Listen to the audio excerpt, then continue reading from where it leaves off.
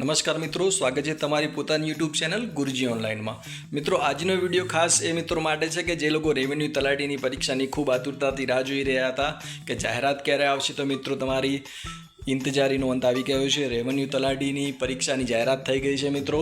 તો આજના વિડીયોમાં આપણે તમામ વિગત જોવાના છીએ કે કયા કયા મુખ્ય મુદ્દા છે, શું લાયકાત છે, પગાર ધોરણ શું હશે, કઈ કઈ શરતો રાખવામાં આવી છે, પરીક્ષાની મેથડ શું છે, એ તમામ વિગતો મિત્રો આપણે વિડીયોની અંદર જોવાના છીએ। તો અંત સુધી બને રહેજો મિત્રો, જેથી કોઈ માહિતી તમે ચૂકી જાઓ નહીં।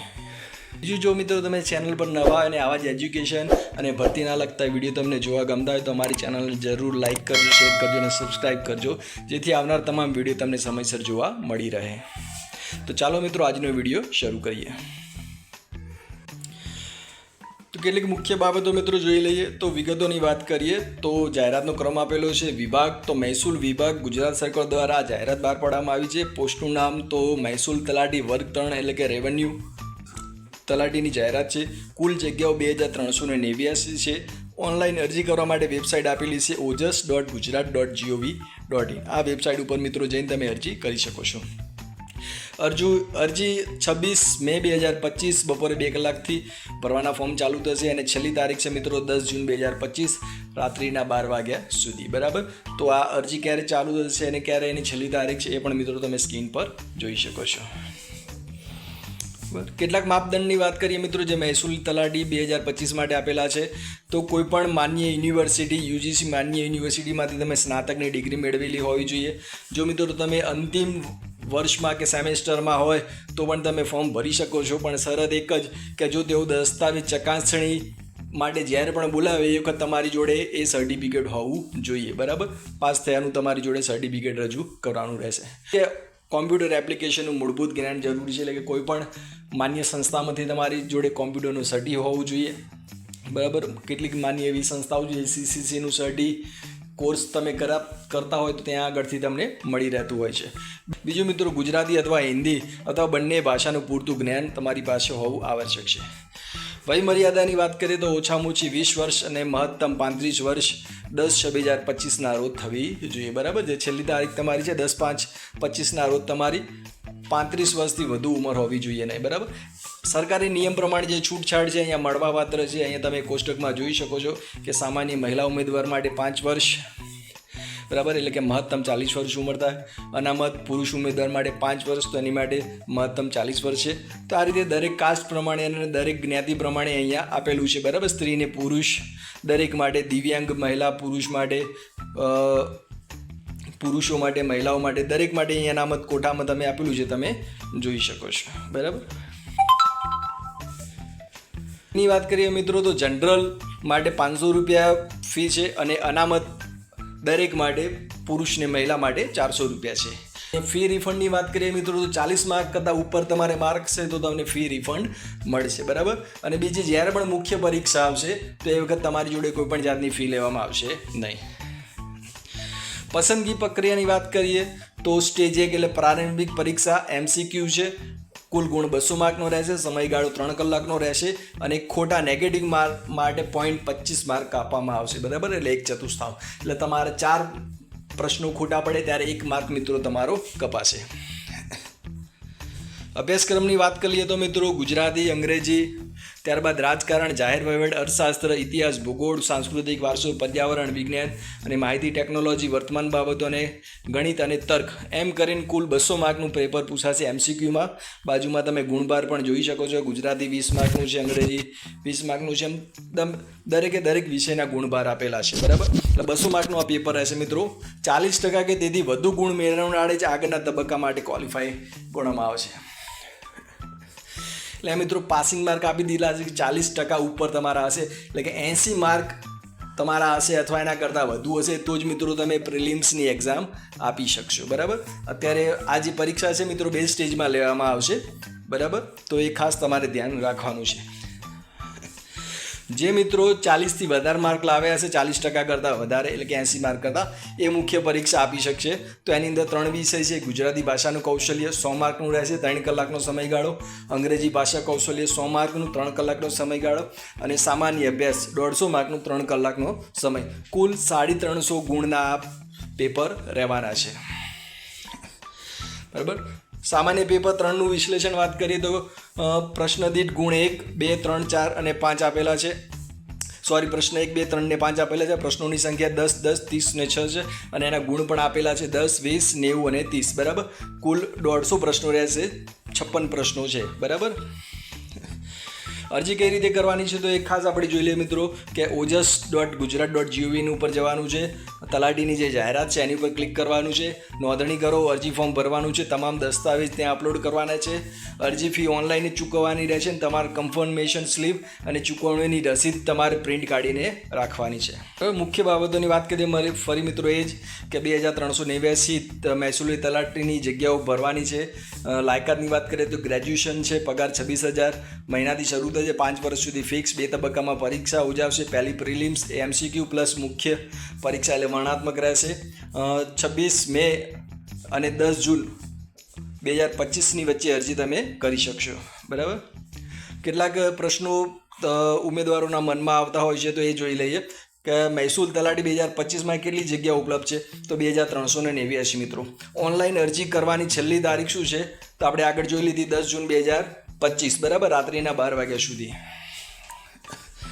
બરાબર. શું આ ભરતી ગ્રેજ્યુએશનવાળા જ ભરી શકશે? હા મિત્રો, ગ્રેજ્યુએશનવાળાને જે લાસ્ટ યરમાં હશે એ લોકો ભરી શકશે, પણ જે લાસ્ટ યરવાળા છે જ્યારે પણ દસ્તાવેજ ચકાસણી માટે બોલાવે તો એ વખત તમારી જોડે તમારું સર્ટિફિકેટ હોવું જોઈએ. શું પરીક્ષા ફી પરત મળશે? હા, તો જેના 40% ગુણ કરતાં વધુ હશે, બરાબર, અથવા 40% ગુણ હશે એ લોકોને જ પરીક્ષા ફી પરત મળવાપાત્ર રહેશે. બરાબર. બીજું મિત્રો, હવે આપણે વિડીયો જોઈ લઈએ કે ફોર્મ કઈ રીતે ભરવાનું છે એની સંપૂર્ણ માહિતી અહીંયા આપેલી છે. બરાબર. એની વાત કરી લઈએ. ઓનલાઈન અરજી ફોર્મ ભરવામાં મદદરૂપ થઈ શકાય તેના શું પાસેથી જાહેરાતના મુખ્ય અંશોની વિગતો પૂરી પાડતા વિડીયો આ સાથે સામેલ છે. સર્વપ્રથમ ઓજસ વેબસાઇટ ઓપન કરવી, ત્યારબાદ તેમાં ઓનલાઈન એપ્લિકેશનમાં એપ્લાય ઉપર ક્લિક કરવું. એપ્લાય પર ક્લિક કરતો સિલેક્ટ એડવર્ટાઇઝમેન્ટ ડિપાર્ટમેન્ટમાં સિલેક્ટ ગુજરાત ગૌણ સેવા પસંદગી મંડળ સિલેક્ટ કરવું. ત્યારબાદ 271 નંબર જાહેરાત પર એપ્લાય કરવું.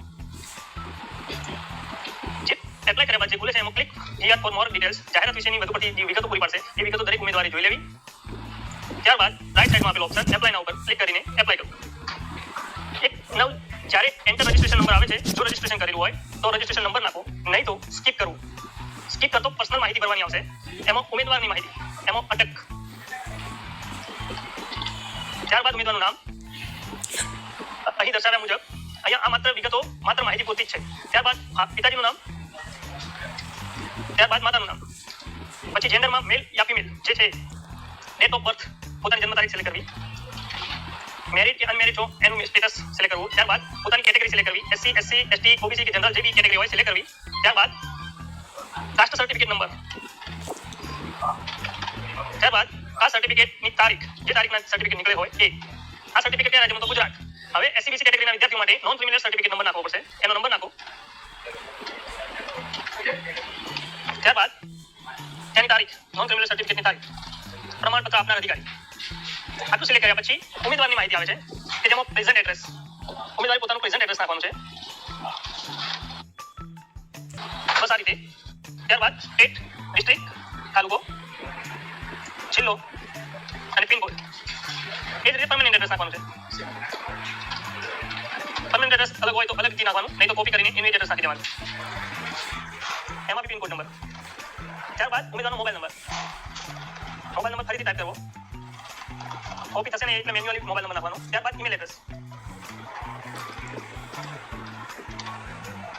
આ રીતે ઈમેલ એડ્રેસ નાખ્યા પછી ફરીથી ઈમેલ એડ્રેસ નાખવાનું. આ વિગતો પૂરી થયા બાદ અન્ય માહિતીમાં જો ઉમેદવાર રમતગમતના વિશેષ લાયકાત ધરાવતા હોય કે ગુણ માર્ક્સ ધરાવતા હોય તો એની વિગતો આપવાની છે. જે રમતમાં ભાગ લીધો હોય એ રમત, જે લેવલથી રમેલા હોય એ લેવલ, રાષ્ટ્રીય આંતરરાષ્ટ્રીય આંતર યુનિવર્સિટી કે જે રમતમાં ભાગ લીધાનું વર્ષ. ત્યારબાદ પ્રમાણપત્ર આપનાર ફેડરેશન કે અધિકારી એની વિગતો આપવાની. જેની ભાગ નથી લીધો એની કોઈ પણ વિગતો ભરવાની રહેશે નહીં. ત્યારબાદ પર્સન વિથ ડિસેબિલિટી, ઉમેદવારની કેટેગરી કઈ કેટેગરીમાં આવે છે એ કેટેગરી.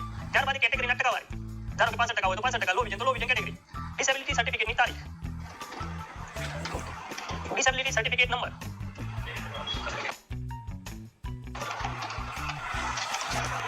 ડિસેબિલિટી સર્ટિફિકેટ આપના સત્તાધિકારી. ત્યારબાદ કોમ્પ્યુટરનું બેઝિક નોલેજ, એમાં યસ વિડો યસ યા નો. યસ હોય તો તમારી માહિતી પ્રમાણપત્ર આપનાર અધિકારીની માહિતી ભરવા પાત્ર થશે. એક્સ સર્વિસમેન નો. Currently working as state government employ, જો તમે જોબ કરતા હોય ગવર્મેન્ટમાં તો એની વિગતો તમારે આપવાની થશે. તમારું જોઈનિંગ ડેટ અને ખાતાનું નામ. જો તમે જોબ કરતા નથી તો તમારી કોઈ વિગતો ભરવાની થશે નહીં. ત્યારબાદ ભાષાની માહિતી, તમે લખી વાંચી અને બોલી શકો એવી ભાષા, ઇંગ્લિશ, હિન્દી અને ગુજરાતી જેટલું કરી શકતા હોય એમાં રાઈટ ક્લિક કરવાનું છે. ત્યારબાદ શૈક્ષણિક લાયકાત, તો તમે લાયકાત સિલેક્ટ કરો કે એની ગ્રેજ્યુએટ. ત્યારબાદ પર્સન્ટેજ, ધારો કે અહીંયા 65 લખ્યા છે, first class. Name of examination body, Gujarati, અહીંયા એક્ઝામ્પલ તરીકે ગુજરાત યુનિવર્સિટી આપણે લખીએ છીએ. સ્ટેટ ગુજરાત, પાસિંગ યર, જે વર્ષમાં તમે પાસ આઉટ થયા હોય એ વર્ષ, number of trials, first trial, second trial જે બી હોય. ત્યારબાદ તમારો સીટ નંબર લખવાનો છે. ત્યારબાદ બાંયધરી આપવાની છે, યસ કરી અને સેવ ઓપ્શન પર ક્લિક કરવાનું છે.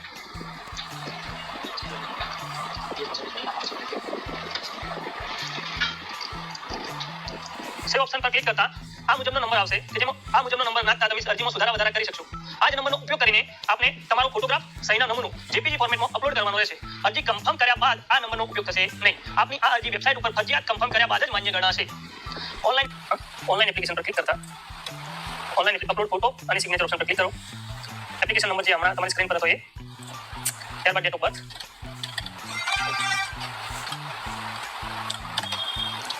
ત્યારબાદ કેપ્ચા એન્ટર કરો. ઓકે ઓપ્શન પર ક્લિક આપો. તમારો ફોર્મ ખુલી જાય છે. એમાં તમે તમારી સર્વપ્રથમ ફોટો અપલોડ કરો. ચૂઝ ફાઇલ પર ક્લિક આપો. તમારો ફોટો જે જગ્યાએ પડ્યો છે જગ્યાએ સિલેક્ટ કરો, ઓપન કરો અને અપલોડ કરો. ફોટો અપલોડ થઈ ગયો. ત્યારબાદ સહી અપલોડ કરો. ચૂઝ ફાઇલ પર ક્લિક કરો, ફાઇલ સિલેક્ટ કરો, ત્યારબાદ ઓપન કરી અપલોડ કરો. આ રીતે સહી અને ફોટો અપલોડ થઈ ગયા બાદ ઓનલાઈન એપ્લિકેશનમાં જવાનું. જબ તમારું કન્ફર્મ કરીને ઓપ્શન જેના પર ક્લિક કરો, ત્યાં એપ્લિકેશન નંબર નાખો, ડેટ ઓફ બર્થ, ત્યારબાદ કેપ્ચા નાખો. આ રીતે જે તમારું ફોર્મ ખુલે છે, ફોર્મની વિગતો બરાબર એકવાર ચેક કરી લો. એકવાર વિગતો ચેક કર્યા પછી કન્ફર્મ એપ્લિકેશન પર ક્લિક કરો. આ રીતે તમારી એપ્લિકેશન કન્ફર્મ થઈ જશે. કન્ફર્મેશન નંબર તમારી પર આવી જશે. આ રીતે સ્ક્રીન પર જે કન્ફર્મેશન નંબર આવે છે, કન્ફર્મેશન નંબર નોંધી લો. ત્યારબાદ ઓનલાઈન ફી પે, નીચે ઓપ્શન આપેલો છે પે ફીસ ઓનલાઈન, એના પર ક્લિક કરો. હવે સિલેક્ટ ડોકમાં 271 નંબરની જાહેરાત સિલેક્ટ કરો. ત્યારબાદ કન્ફર્મેશન નંબર નાખો જે અત્યારે તમારી સ્ક્રીન પર આવ્યો હતો. ડેટ ઓફ બર્થ, ત્યારબાદ કેપ્ચા અને ઓનલાઈન પેમેન્ટ ઓફ ફીસ એના પર ક્લિક કરો. 400 રૂપિયાનું આ રીતે ચલણ નીકળશે. એ પે કરો, સબમિટ કરો. સબમિટ કર્યા પછી તમારે પેમેન્ટ કરવાના ઓપ્શન આવશે. કોઈ બી એક ઓપ્શન પર ક્લિક આપો. યુપીઆઈ ઓપ્શન પર ક્લિક કરો તો યુપીઆઈ કોડ આવશે. પેના ઉપર ક્લિક આપો. પેના ઉપર ક્લિક કરો તો આવી રીતે ક્યુઆર કોડ ઓપન થશે, જેને તમે 4 મિનિટ 5 મિનિટ સુધી સ્કેન કરી શકો છો. અને આ સ્કેનિંગ કરી અને તમે આ રીતે પોતાની ફી એપ્લાય કરી શકો છો. અને એ રીતે તમારી અરજી ફાઇનલ કન્ફર્મ થઈ શકે છે. ધન્યવાદ, થેન્ક યુ.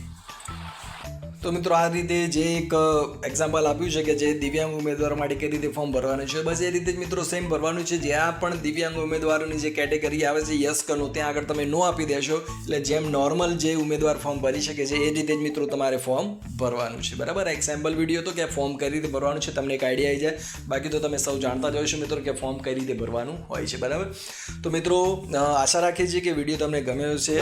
જો વિડીયો ગમ્યો હોય તો ચોક્કસ લાઈક કરજો, શેર કરજો અને સબસ્ક્રાઈબ કરજો.